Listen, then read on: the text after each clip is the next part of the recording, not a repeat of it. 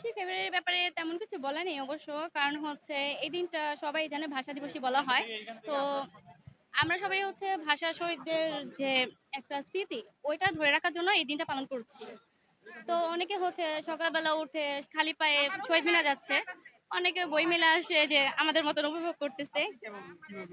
আমাদেরটা হচ্ছে ওই সকালবেলা উঠে রেডি টেডি হয়ে তো হচ্ছে ফুল নিয়ে শহীদ মিনারে যাওয়া, ঘোরাফেরা, হ্যাঁ দেওয়া হয়েছে। তারপর ঘোরাফেরা করা, তারপর হচ্ছে যেহেতু জব করি ওই পারপাসে আজকে জবেও যাওয়া হয়েছে।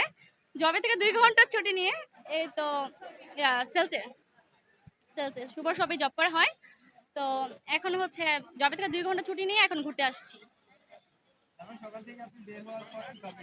হ্যাঁ, ওইখান থেকে ঘুরে তারপরে জবে চলে গেছি। ওইখান থেকে 2 ঘন্টা ছুটি নিয়ে এখন বই মেলায় ঘুরতে আসছি, সবার সাথে দেখা করা, একটু ফান করা, দেন হচ্ছে এই বইটা কেনা।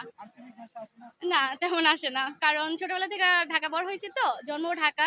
তো এইভাবে আর কি বড় হওয়ার পারপাসে ওটা আর কি আসে না এখন। হ্যাঁ, নরমালি এরকমই। শফিক, সালাম, বরকত, জব্বার সহ নাম না জানা আরো অনেক ভাষা শহীদ এই ভাষা আন্দোলনের জন্য প্রাণ দিয়েছে। আজকে আন্তর্জাতিক মাতৃভাষা দিবস। এটা বাঙালির ভাষা আন্দোলনের দিবস।